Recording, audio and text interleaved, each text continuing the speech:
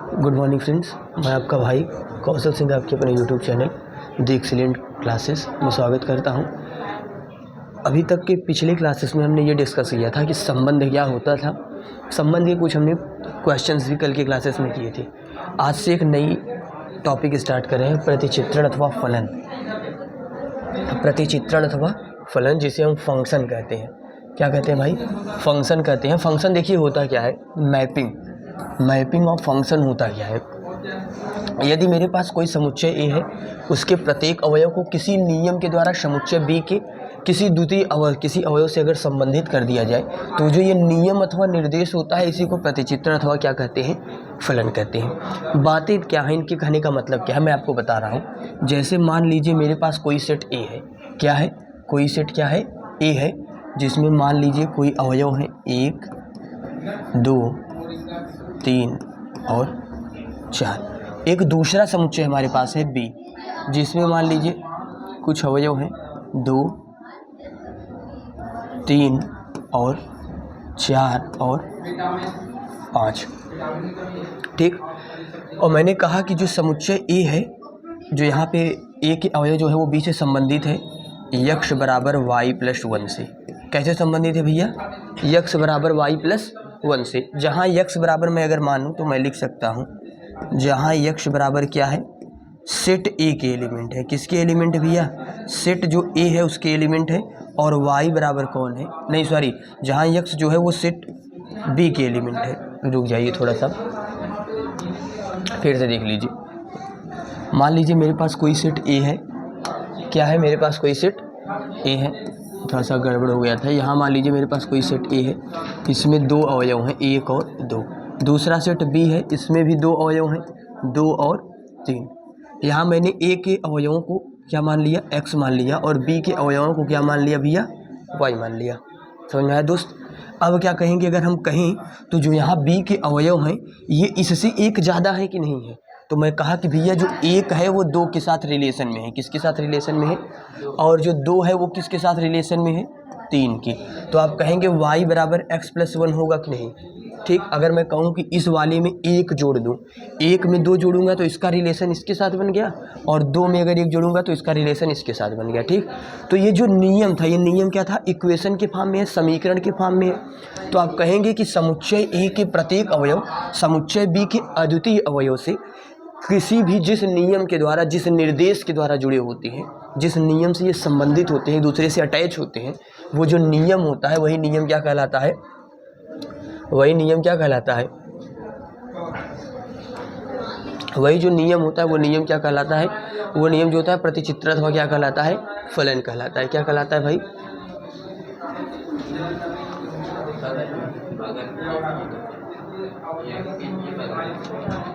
ठीक। प्रतिचित्रण अथवा क्या कहलाता है? फलन कहलाता है। हमने क्या पढ़ा कि भैया मेरे पास अगर 2 सेट हैं, ठीक, क्या है? 2 सेट है मेरे पास। क्या है? 2 सेट है, और दोनों सेट के जो अवयव है वो किसी नियम के द्वारा एक दूसरे से अटैच है। किस नियम के द्वारा? किसी भी नियम के द्वारा अगर एक दूसरे से अटैच है। ठीक। एक ए है, एक कोई बी है, ये दोनों एक दूसरे से किसी नियम के द्वारा अटैच है, किसी रूल के अकॉर्डिंग अटैच है। तो वो जो रूल होगा, वो जो फलन, वो जो विशिष्ट मान होगा, वो जो निर्देश होगा, वही निर्देश क्या कहलाएगा? आपका फलन कहलाएगा, यानी प्रतिचित्रण कहलाएगा। जैसे अगर हम किसी को कोई ऑर्डर दे रहे हैं, या मान लीजिए किसी टीचर ने किसी स्टूडेंट को कोई ऑर्डर दिया कि आप यह काम ना करिए, तो वो उस निर्देश की वजह से, उस ऑर्डर की वजह से क्या है, बंधा हुआ है कि वह उस काम को नहीं करेगा। ठीक।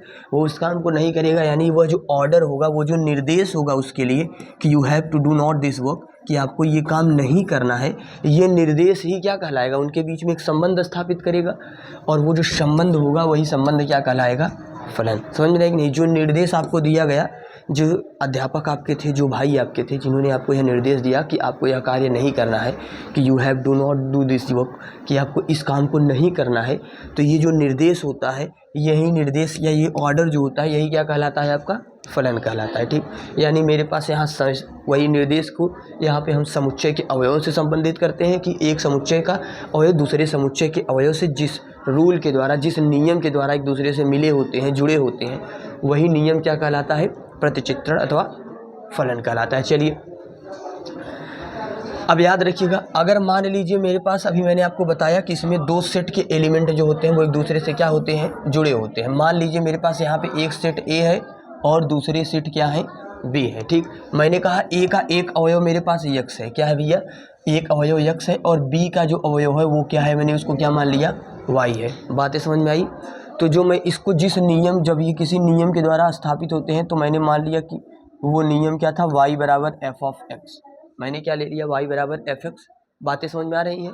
मैंने इसको जिस नियम से संबंधित किया है वो नियम ये है कि भैया जो b है वो a से किस प्रकार संबंधित है, एक नियम के द्वारा। वो नियम क्या है, एफ एक्स। अब वो एफ एक्स कुछ भी हो सकता है, चाहे एक्स स्क्वायर हो, एक्स प्लस 3 हो, या कोई और चीज़ें हो सकती है कि हम पृथ्वी के हैं। ठीक, कुछ भी चीज़ें हो सकती है, कोई स्टेटमेंट हो सकता है, कोई कथन हो सकता है। बातें समझ में आ रही हैं।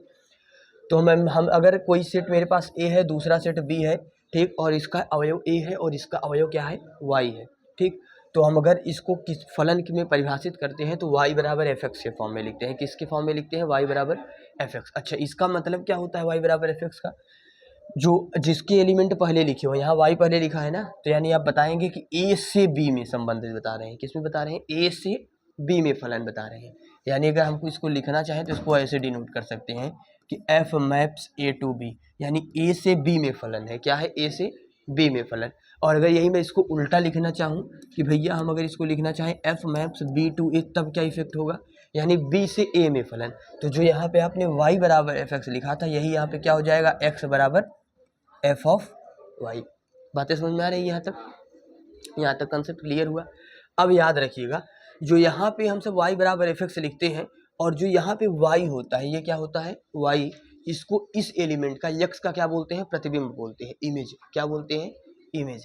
क्या बोलते हैं भैया, फिर से समझिए कि अगर मेरे पास, समझिएगा मेरी बातों को, यहाँ पे ये कह रहे हैं कि भैया अगर मेरे पास कोई फलन f maps a to b है और a का अगर अवयव यक्स है और b का अवयव y है, और अगर मैंने इसको इस फॉर्म में लिखा कि y बराबर f ऑफ x, ठीक, तो जो यहाँ y होगा वो यक्स का प्रतिबिंब होगा, जो यहाँ पे y होगा वो क्या होगा, x का क्या होगा, इमेज होगा। x का क्या होगा भैया, इमेज होगा। x का क्या होगा, x का इमेज होगा। किसका इमेज होगा, x का इमेज होगा। किसका इमेज होगा, x का।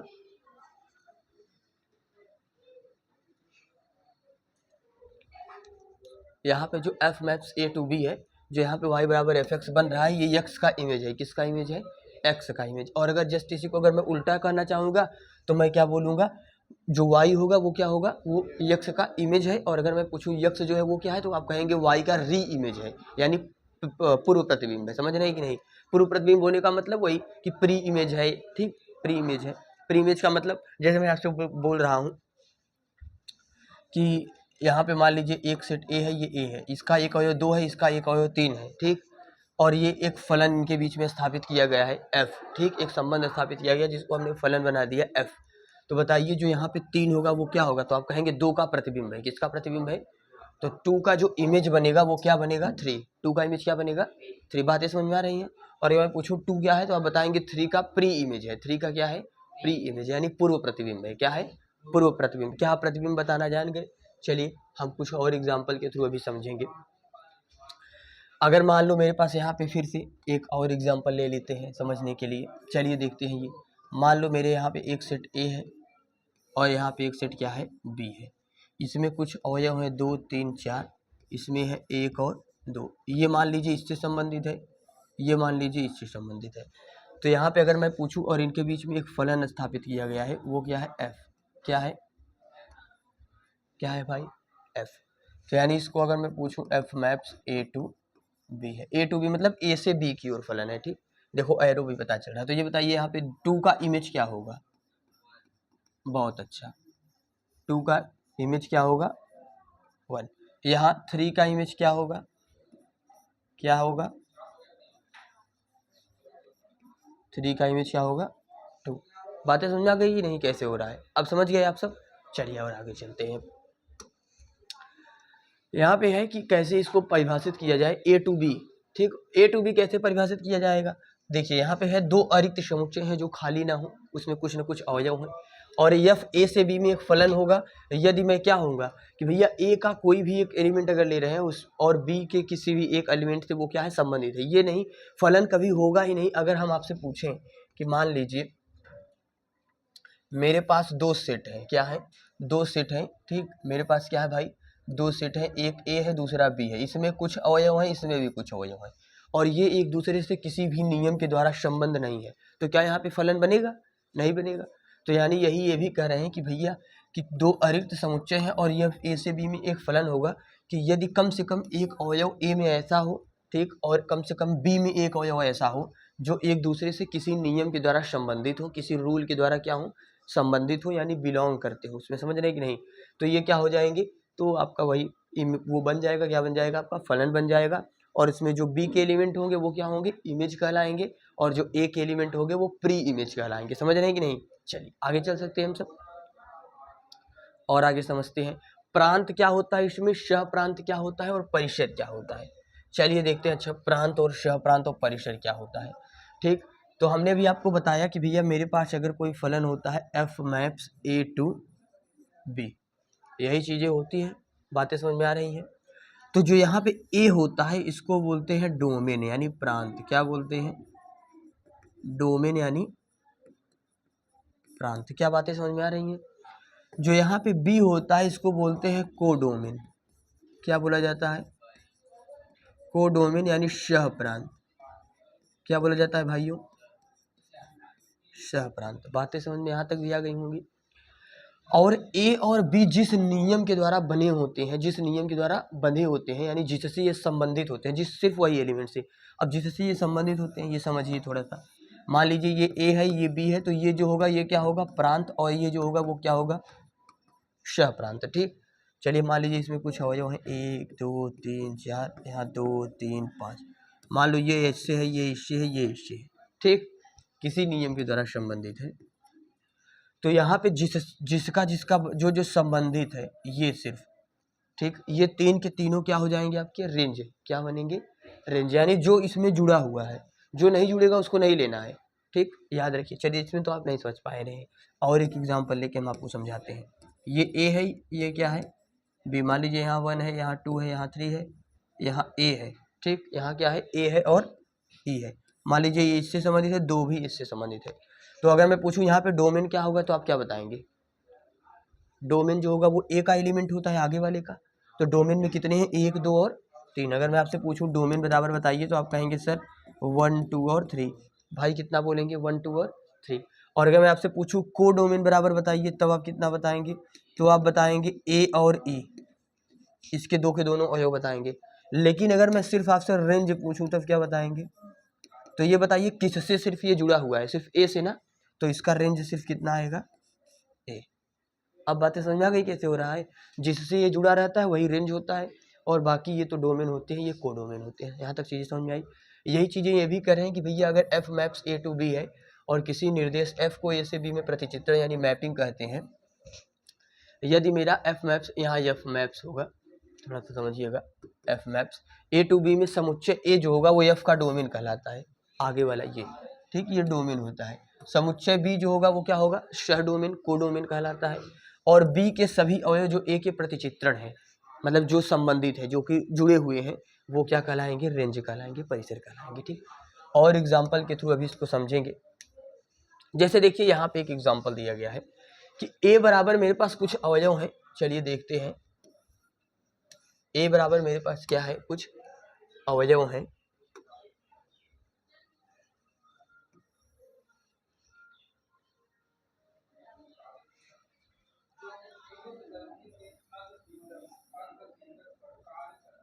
ये ए है, अच्छा बन गया, ये गड़बड़ हो गया।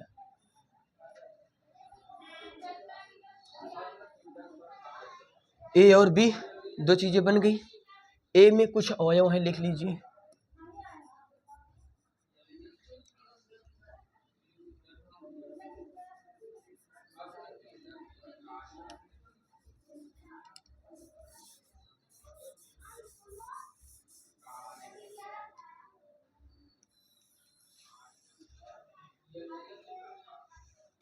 चलो ए लिख ले, छोड़ो। यहाँ -2 है, यहाँ -1 है, यहाँ 1 है, यहाँ 3 है और यहाँ क्या है 4 है। यहाँ -7 है, यहाँ -4 है, यहाँ 1 है, यहाँ 4 है और यहाँ क्या है 9 है। क्या बातें समझ में आ रही हैं यहाँ तक? चलिए देखिए ये कह क्या रहे हैं, कह रहे हैं यहाँ पे जो ए है इससे और बी के बीच में एक संबंध स्थापित हुआ है, एफ फलन एक है, और ये जो स्थापित हुए हैं जिन जो ये बन रहे हैं, एफ एक्स बराबर हमको दिया है x²। क्या दिया है? एफ एक्स बराबर x²। चलिए x² मतलब एफ एक्स का मतलब समझिएगा, एफ एक्स बराबर x²। एक्स कौन होता है तो आप बताएंगे ए के एलिमेंट होंगे। किसके एलिमेंट होंगे? ए के एलिमेंट। चलिए एक्स बराबर अगर मैं -2 रखूँगा, क्या रखूँगा तो आप कहेंगे सर f -2 की जो वैल्यू आएगी वो आएगी -2 का स्क्वायर, यानी 2 दूनी कितना आ गया 4। तो जो ये -2 होगा वो किससे जाके मिलेगा? क्या बातें समझ में आ रही है क्या? ठीक, -2 वाला किससे जाके मिलेगा 4 से। और अगर मैं यही पूछूं दूसरा मैं लूँ -1 लूँ, क्या लूँ -1, तो -1 का स्क्वायर होगा, आंसर कितना आएगा +1। तो -1 वाला किससे जाके मिलेगा? ठीक, अब अगर मैं 1 रखूँगा तो 1 का स्क्वायर भी क्या होता है 1 ही होता है, तो ये भी कहाँ पे जाके मिलेगा 1 से। ठीक, और अगर मैं 3 रखूँ, क्या रखूँ 3, तो 3 का स्क्वायर करिए 3 3 का 9, तो 9 वाले से जाके मिलेगा। यहाँ 4 है लेकिन 4 का स्क्वायर करोगे तो 16 आएगा, और 16 यहाँ पे है क्या कहीं? नहीं है। तो बस इतने ही अवयव जुड़ेंगे। तो अगर मैं आपसे पूछूं यहाँ पे बच्चा, या फिर मैं ये बताइए कि यहाँ पे इस जो फलन मेरे पास दिया गया है इस प्रतिचित्रण में प्रांत क्या होगा? ए।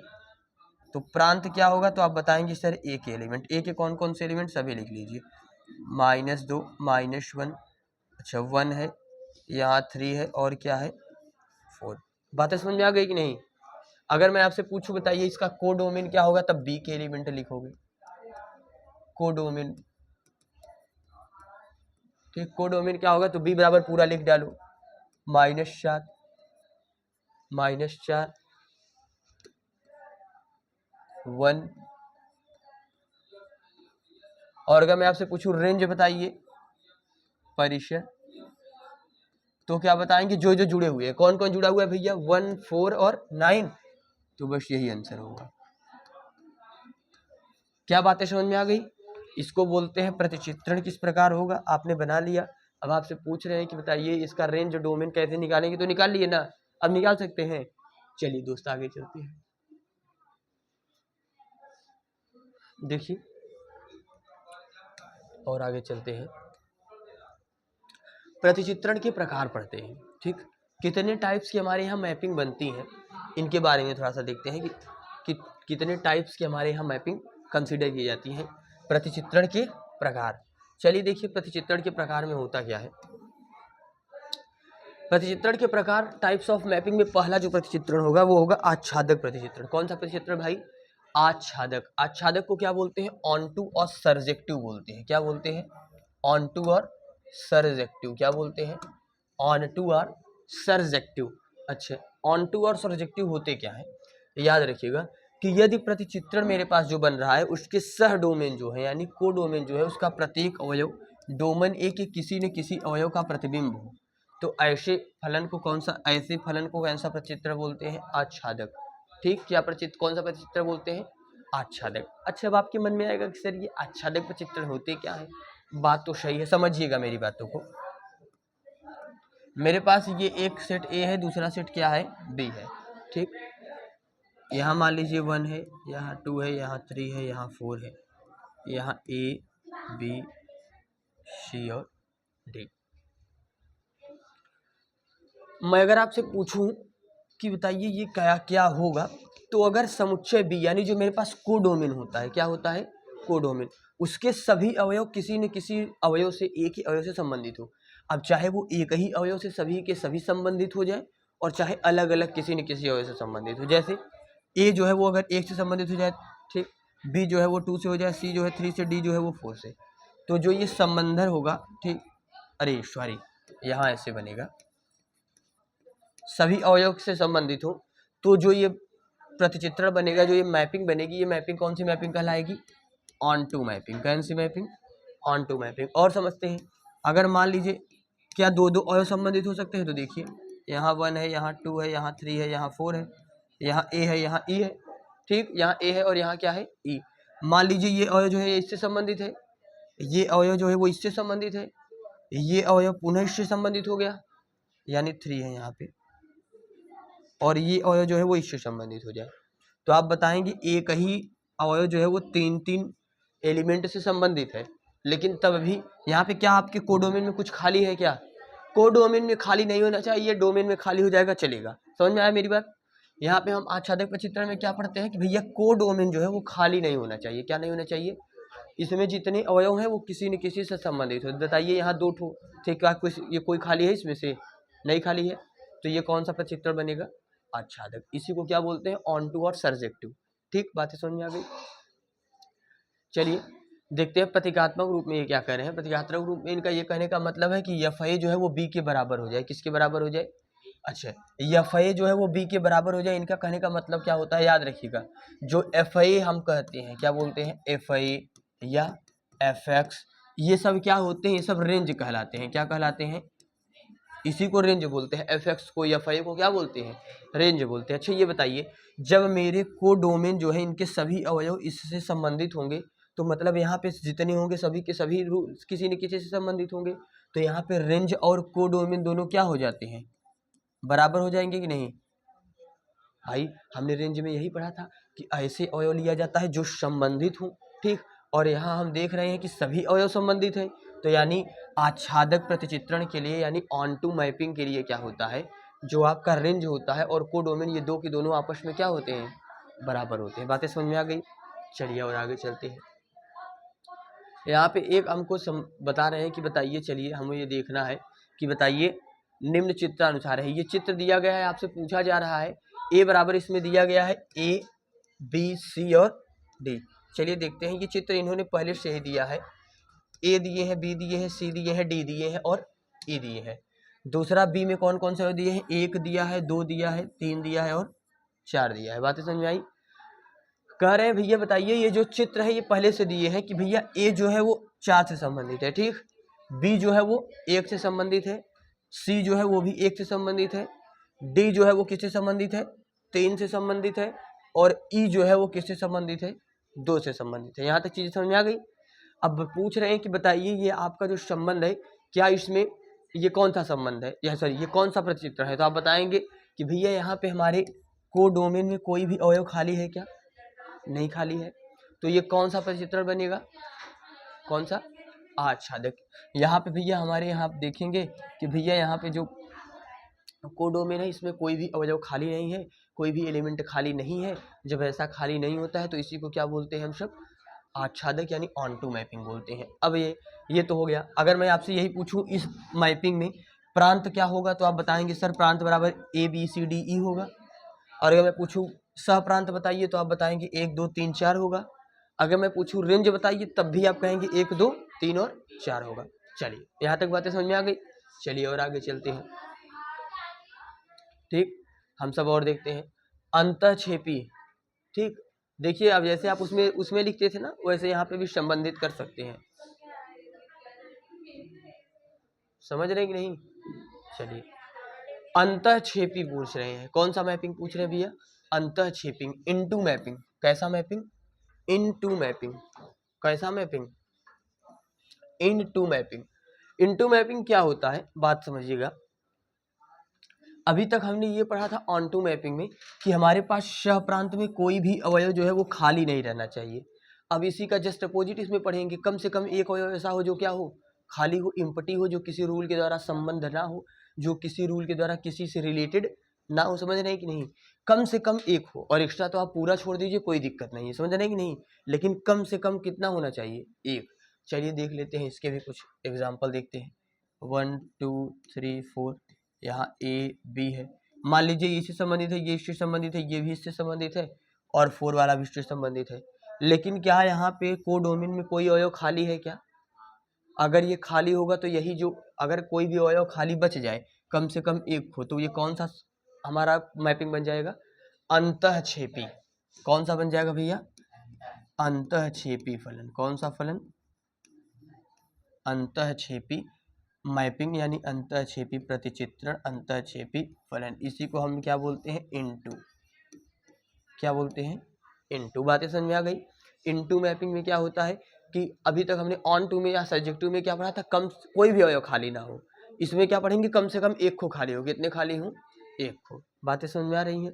अगर मुझे, ठीक, चलिए और आगे देखते हैं। चलिए इसका भी देखते हैं। ये मान लीजिए आपको एक उदाहरण दिया गया है कि ए बराबर कितने एलिमेंट दिए गए हैं, 1, 3, 4 और 5। चलिए इसको समझते हैं, ये क्वेश्चन कह क्या रहा है। यहाँ क्वेश्चन ये दिया गया है कि ए इज इक्वल टू 1, 3, 4 और 5। ए इज इक्वल टू कितना दिया है, 1, 3, 4 और 5। बी इज इक्वल टू कितना दिया है, एक्स, वाई, जेड और टी, एक्स, वाई, जेड और टी। ठीक, ये दोनों कोई दिक्कत नहीं है। अब यहाँ पे क्या दिया गया है, एक डायग्राम आपको दिया गया है, बेसिक डायग्राम। आपको ये देखना है डायग्राम। भैया ए के एलिमेंट क्या क्या दिए गए हैं, 1, 3, 4 और 5।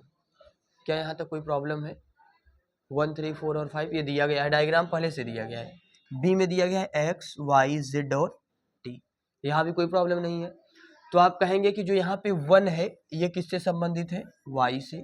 3 जो है वो किससे संबंधित है, टी से। 4 जो है वो किससे संबंधित है, एक्स से। 5 जो है वो किससे संबंधित है, वाई से। ठीक, बातें समझ में आ गई।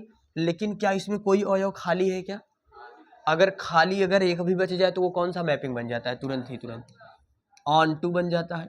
अरे sorry, into, into, into, into, very very sorry. कौन सा मैपिंग बन जाएगा भाइयों, इनटू। बातें समझ में आ रही हैं। क्यों, क्योंकि यहाँ कोडोमेन में एक को खाली है। अगर कोडोमेन में एक भी नहीं खाली है तो वो ऑन टू, यानी कौन सा, आच्छादक। अगर एक भी खाली हो जाए तो इनटू, यानी कौन सा, अंतःक्षेपी। ठीक, अगर मैं यहाँ से पूछूंगी आपसे कि बताइए ए के यहाँ पे प्रांत क्या होगा, तो ए के सभी अवयव 1, 3, 4 और 5। ठीक, बी में अगर मैं आपसे पूछूं कि बताइए भैया इसके कोडोमेन, तो आप बताएंगे एक्स, वाई, जेड और टी। अगर मैं आपसे पूछूं बी के ये बताइए परिसर, बताइए यहाँ पे फलन का, तो आप बताएंगे सिर्फ एक्स, वाई और टी। यहाँ पे जेड को नहीं लेंगे, समझ रहे हैं कि नहीं। जेड को क्यों नहीं लेंगे, क्योंकि जेड नहीं जुड़ा है। अगर मैं पूछूं यहाँ पे रेंज बताइए, तो आप रेंज बराबर क्या बताएंगे, एक्स, वाई और टी। जेड को छोड़ देंगे, समझ रहे हैं कि नहीं। चलिए, क्या यहाँ तक चीजें समझ में आई। अगर मुझे इसको क्रमित युग्म के रूप में लिखना है इसी फलन को, तो क्रमित युग्म में भी लिख सकते हैं, समझ रहे हैं कि नहीं, चाहे वो कोई भी फंक्शन हो। चलिए देखते हैं क्रमित युग्म में भी लिख के। एफ बराबर, एक जो है वो किससे संबंधित है, एक जो है वो किससे भैया, वाई से। फिर 3 जो है वो किससे संबंधित है, टी से। 4 जो है वो किससे संबंधित है, एक्स से। 5 जो है वो किससे संबंधित है, तो इसको ऐसे भी लिख सकते हैं। इस डायग्राम को न बनाने के बजाय आप ऐसे भी लिखेंगे तो कोई भी प्रॉब्लम नहीं होगी, दोनों चीजें एक ही है। यहाँ तक बातें समझ में आई।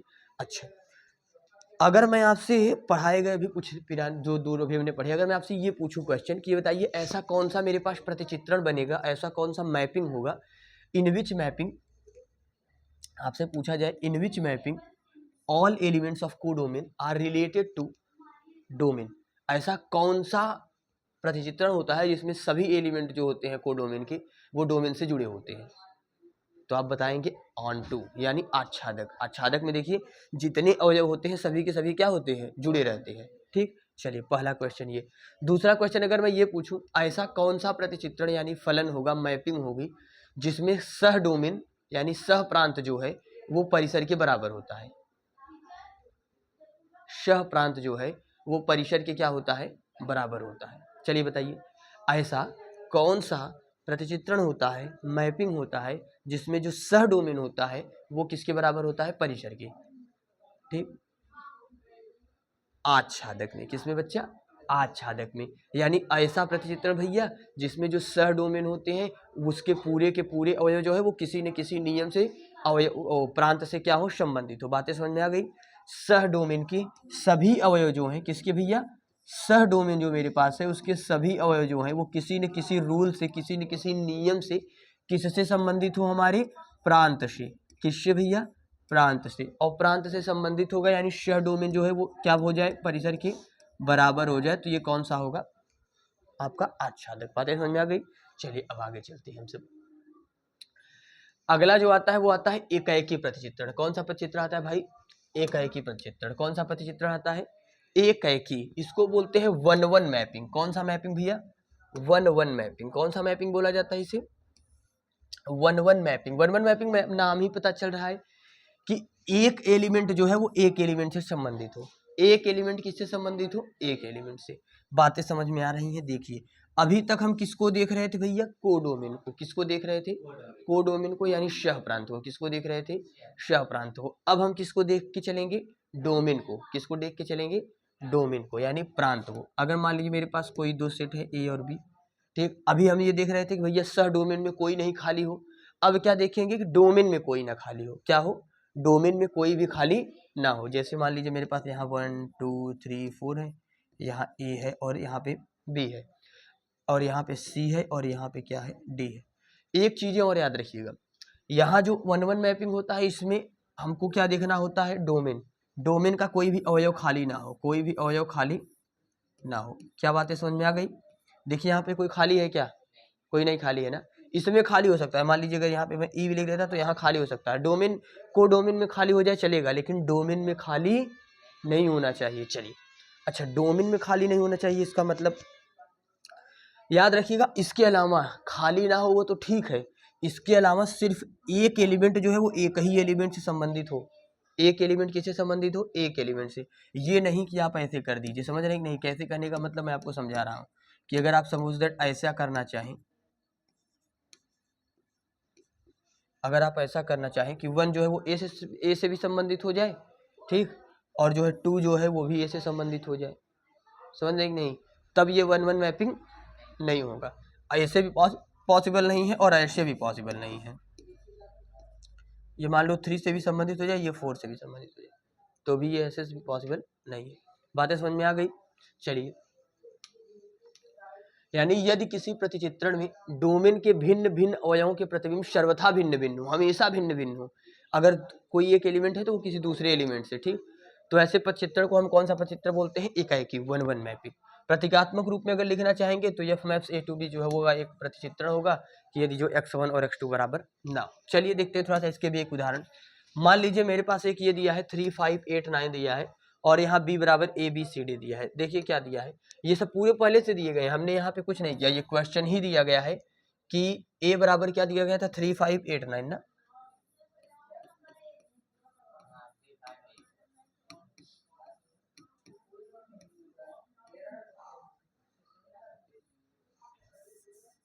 ए बराबर क्या दिया गया है? 3 5 8 9। इसको थोड़ा सा और अच्छे से कर लेते हैं तब समझ में आएगा। यहाँ ए बराबर क्या दिया गया है?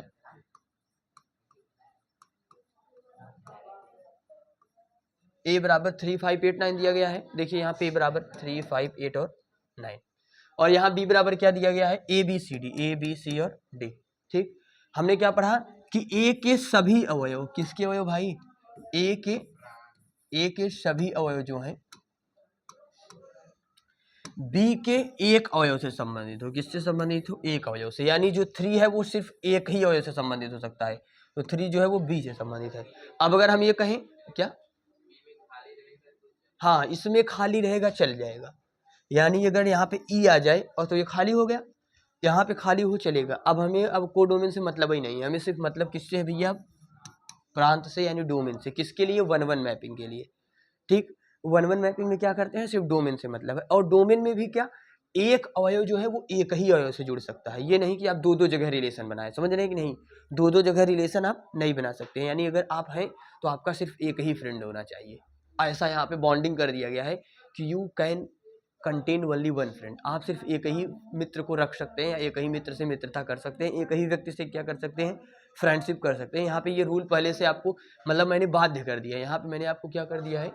एक ये मोटा मोटा एक आपको क्या दे दिया है?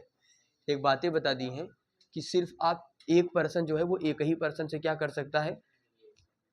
रिलेशन में रह सकता है, दूसरे पर्सन से आप रिलेशन डेवलप नहीं कर सकते। बातें समझ में आ गई हैं? अच्छा, और यहाँ पे क्या देखते हैं? चलिए, तो यहाँ देखिए 3 का मैंने देखा जो है वो बी से संबंधित है, एक अवयव से। 5 जो है वो किससे है? ए से है। 8 जो है वो किससे है? सी से है। और 9 जो है वो किससे है? सॉरी 9 जो है वो सी से है और 8 जो है वो डी से है। एक अवयव एक ही अवयव से तो संबंधित है, दो दो से तो नहीं संबंधित है। तो अगर ऐसा कहीं पे प्रतिचित्रण, ऐसा कहीं पे आपको डायग्राम शो हो रहा है तो आप क्या कर सकते हैं कि ये कौन सा फलन बनेगा, 1-1 मैपिंग होगी। कैसी मैपिंग होगी भाई, 1-1 मैपिंग होगी। कैसी मैपिंग होगी, 1-1 मैपिंग होगी, यानी एकाएकी प्रतिचित्रण बनेगा। कैसा प्रतिचित्रण बनेगा, एकाएकी।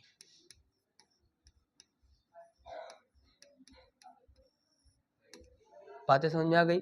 चलिए इसको अगर मैं क्रमित युग्म के रूप में लिखूंगा तो 3, B, 5, A, 8, D और 9, C। ठीक, चलिए और आगे चलते हैं।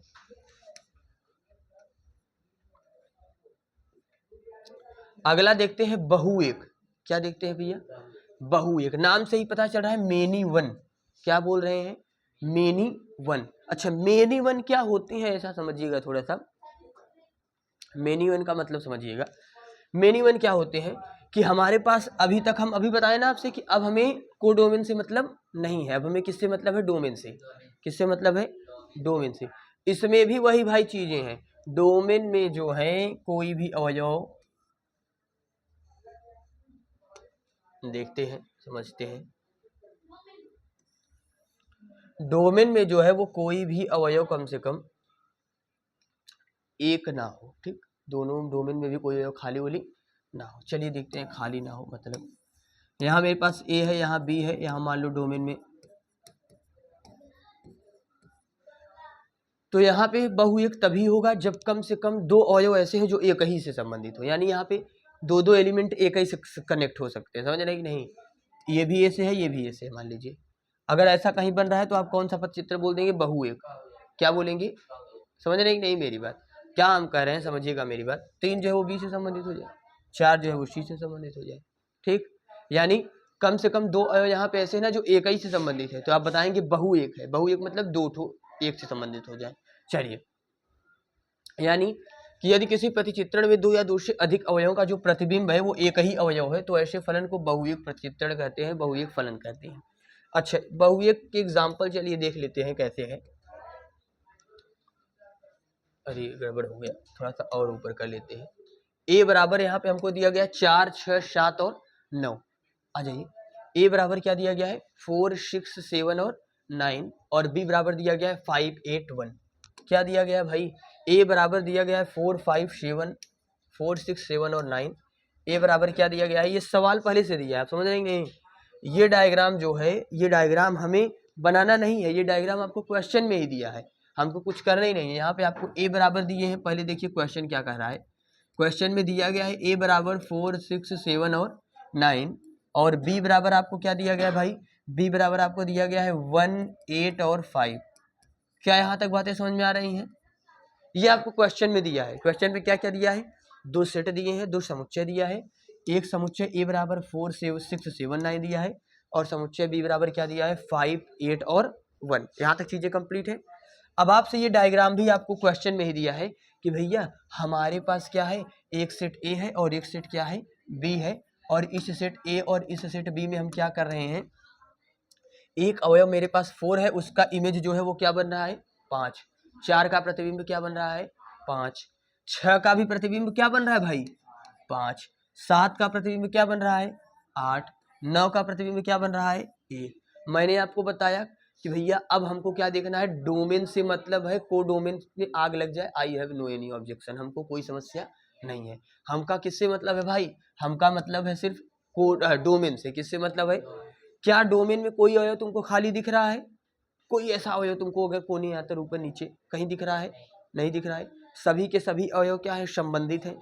अब हमने एक और बातें बताई यहाँ पे कि अगर कम से कम दो अवयव, ये डायग्राम पहले से दिया समझिएगा, कम से कम अगर दो अवयव का प्रतिबिंब एक ही बने। क्या यहाँ पे दो अवयव जो है वो एक ही अवयव से संबंधित है, यानी 4 का भी प्रतिबिंब 5 बन रहा है, 6 का भी प्रतिबिंब 5 बन रहा है। ऐसा क्या आपको दिख रहा है क्या, अगर कहीं ऐसा आपको दिखेगा कि दो अवयवों का एक ही प्रतिबिंब बने तो तुरंत ही ये कौन सा फलन बन जाएगा, कौन सा प्रतिचित्र बन जाएगा, बहुएक। बातें समझ में आ गई। तो बहुएक में हमने क्या देखा कि कम से कम दो अवयव थे, इनका जो चित्र बना, इनका जो इमेज बना वो एक ही अवयव बना, तो ये कौन सा प्रचित्र कहलाएगा, बहुएक।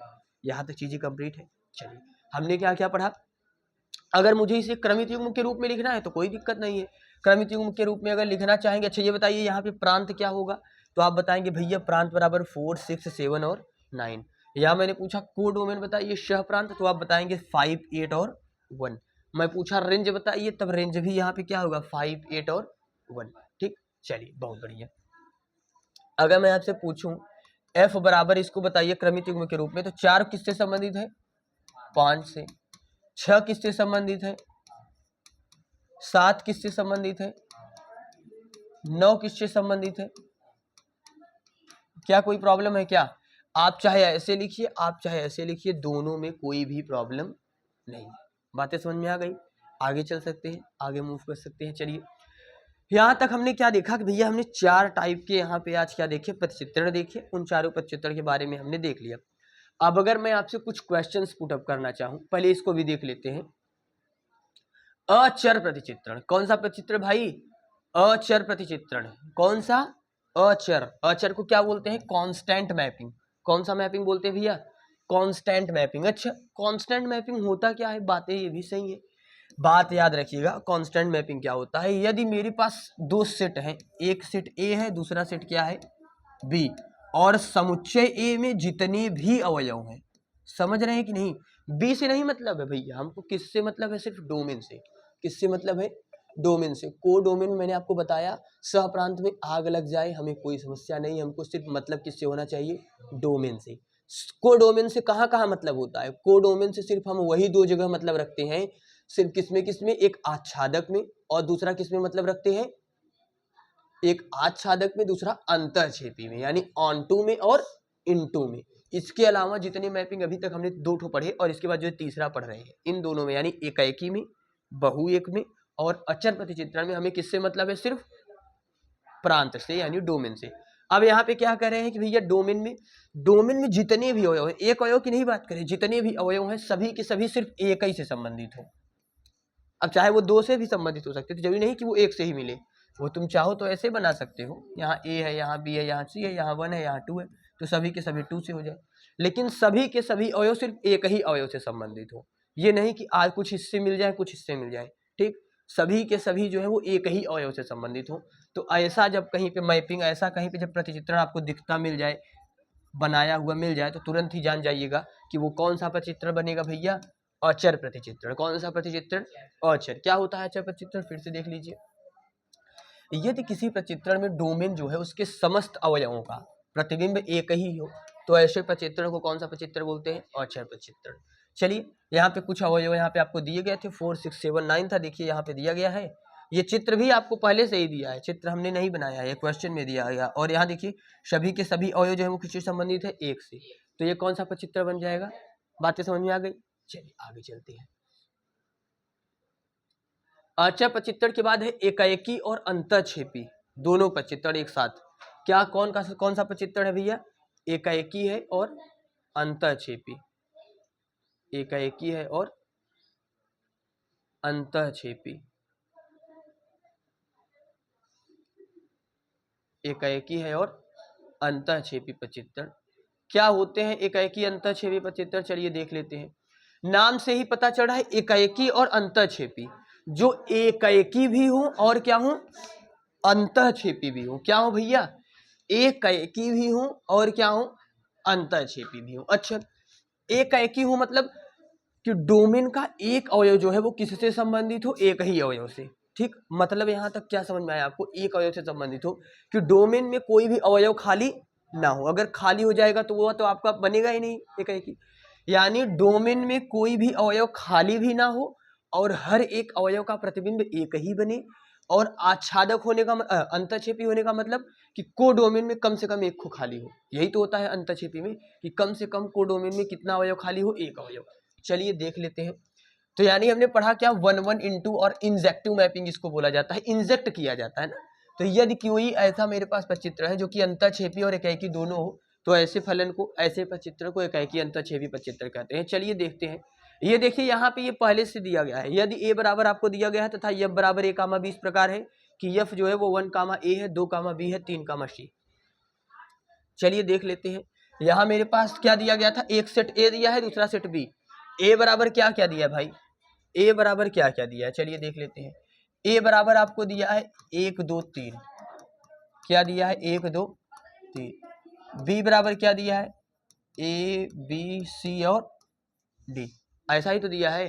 तो आप बताएंगे कि सर यहाँ जो 1 है वो किससे संबंधित है, ए से, 2 जो है वो किससे संबंधित है, बी से, 3 जो है वो किससे संबंधित है, सी से। क्या सेट ए में, क्या समुच्चय ए में कोई अवयव खाली तुमको दिख रहा है, या प्रांत में तुमको कोई अवयव खाली दिख रहा है? और सभी हर एक अवयव का एक ही तो प्रतिबिंब बन रहा है, तो ये एकाएकी है कि नहीं है, एकाएकी है। दूसरा, समुच्चय बी में क्या कम से कम एक अवयव खाली है, खाली है। तो आप बताएंगे तुरंत ये एकाएकी भी है भैया, और दूसरा आच्छादक भी हो गया। क्यों? क्योंकि आच्छादक में कम से कम कोडोमेन में एक खाली होता है। क्या यहाँ तक चीजें समझ में आ गई? एकाएकी आच्छादक क्या होते हैं, यहाँ तक चीजें कंप्लीट है। आगे चल सकते हैं हम सब, चलिए। दूसरा है एकाएकी अंतःक्षेपी पढ़े थे। अब क्या है एकाएकी आच्छादक, क्या है भैया, एकाएकी आच्छादक। एकाएकी आच्छादक क्या होते हैं, वही 1 1 on 2 और बाइजेक्टिव। बाइजेक्टिव क्या होगा, समझिएगा भैया मेरी बातों को। अभी तक वहां पे एकाएकी अंतःक्षेपी था, तो एकाएकी भी हो अंतःक्षेपी भी हो, यहाँ पे क्या हो, एकाएकी भी होना चाहिए और क्या होना चाहिए, आच्छादक भी होना चाहिए। अच्छा, एकाएकी भी हो आच्छादक भी हो, भैया ये समझ में नहीं आया, थोड़ा सा फिर से बता दीजिए। तो देखिए, एकाएकी होगा तभी जब समुच्चय ए में कोई अवयव खाली, बहुत अच्छा, और हर एक अवयव किसी एक ही अवयव से संबंधित हो, बहुत अच्छा। आच्छादक कब होगा, जब समुच्चय बी में यानी कोडोमेन में यानी सह प्रांत में भी कोई अवयव खाली ना हो। समझ रहे हैं? अच्छा, जैसे यहाँ पे समझिएगा कि ए बराबर दिया है ए बी सी और बी बराबर 1 2 3। क्या दिया है, ए बराबर ए बी सी और बी बराबर क्या दिया है, ए बराबर ए बी सी और बी बराबर 1 2 3। ये बताइए ए का सभी अवयव, ए के क्या आपके प्रांत में कोई अवयव खाली दिख रहा है क्या? यहाँ 3 के तीनों देखिए जुड़े हुए हैं ना किसी न किसी तार से, और यहाँ बी में भी कोई तुमको खाली दिख रहा है क्या? नहीं दिख रहा है। इसमें भी सभी के सभी जुड़े हुए हैं, और जब सभी के सभी अवयव जुड़े होते हैं तो भैया सेट में ए में यानी समुच्चय ए के जो प्रांत है इसमें भी कोई नहीं खाली है, और समुच्चय बी में भी कोई नहीं खाली है। तो भैया ए में तो कोई नहीं खाली है, और ऊपर से हम ये भी देख रहे हैं कि ए के हर एक अवयव का प्रतिबिंब अलग अलग बन रहा है, एक अवयव एक ही अवयव से संबंधित है। तो भैया ये तो हमको एक देखने से ये पता लग गया भैया ये एकाएकी है, ठीक। आच्छादक में मैंने देखा कि भैया सह डोमेन यानी सह प्रांत में भी कोई अवयव खाली वाली नहीं है, तो हमको ये देखने से ये भी पता लग गया भैया ये आच्छादक भी है। तो यानी ये एकाएकी भी हो गया और क्या हो गया, आच्छादक भी। क्या यहाँ तक चीजें कंप्लीट हुई? आगे चल सकती हैं, चलिए। अब क्या बचा है, बहुएक अंतःक्षेपी है और बहुएक आच्छादक है। क्या क्या है, बहुएक अंतःक्षेपी है और एक क्या है, बहुएक आच्छादक है। चलिए देख लेते हैं, इसको भी खत्म कर देते हैं, ठीक। तो कल से हम सब क्वेश्चन करना स्टार्ट करेंगे, समझ आएंगे मेरी बात। आज थ्योरी खत्म कर लेते हैं, समझ लेते हैं, कल से हम सब क्वेश्चन पढ़ेंगे। बहुएक अंतःक्षेपी, नाम से ही पता चल रहा है बहुएक भी हो और अंतःक्षेपी भी। क्या होता है भैया, मेनी वन हो और इनटू मैपिंग। यदि कोई प्रतिचित्रण क्या हो, बहुएक भी हो और क्या हो, अंतःक्षेपी, तो उसे कौन सा प्रतिचित्रण बोलेंगे, बहुएक। क्या होते हैं चलिए देखते हैं। अच्छा, बहुएक होने का मतलब कि कम से कम प्रांत के दो अवयवों का एक ही प्रतिबिंब बने। और क्या बोल रहे हैं, बहुएक हो और क्या बोले थे, अंतःक्षेपी। अंतःक्षेपी मतलब समुच्चय बी में कोई कम से कम एक अवयव खाली हो। चलिए, ए बराबर यहाँ पे दिया गया है A B C D, B बराबर दिया है 1 2 3 4, यानी प्रांत बराबर दिया है ए बी सी डी और परिसर सप्रांत बराबर 1 2 3 और 4। आप बताएंगे भैया ए और बी इन दोनों का जो इमेज बन रहा है वो एक ही बन रहा है। क्या बन रहा है, एक। और सी का भी एक ही बन रहा है भैया, एक बन रहा है, यानी हमने यही तो पढ़ा था। और डी का क्या बन रहा है, 2 बन रहा है, ठीक। अच्छा ये बताइए, क्या आपके समुच्चय ए में कोई अवयव खाली दिख रहा है, प्रांत में कोई खाली नहीं दिख रहा है क्या? जब प्रांत में कोई खाली नहीं दिख रहा है तो आप क्या कहते हैं, जब प्रांत में कोई खाली नहीं दिख रहा है तो ये दो ही चीजें हो सकती हैं, या तो एकाएकी होगा या तो बहुएक होगा। लेकिन यहाँ पे बहुत सारे अवयवों का एक ही प्रतिबिंब बन रहा है, तो ये एकाएकी तो होगा नहीं, तो हुआ क्या, बहुएक। चलिए यहाँ तक तो समझ में आया भैया, हमने ए को देखा, मुझे देखकर पता लग गया कि ये बहुएक है। दूसरा क्या देखेंगे, बी। क्या बी में कुछ अवयव खाली है क्या? जब बी में कुछ एक भी अवयव अगर खाली होता है तो वो क्या बन जाता है, अंतःक्षेपी। तो क्या ये बहुएक अंतःक्षेपी नहीं है? हो गया, तो समझ में आ गया कि नहीं बहुएक अंतःक्षेपी क्या होते हैं। आगे चल सकते हैं, चलिए। अब बहुएक अंतःक्षेपी के बाद नहीं समझ में आया क्या, बताइए।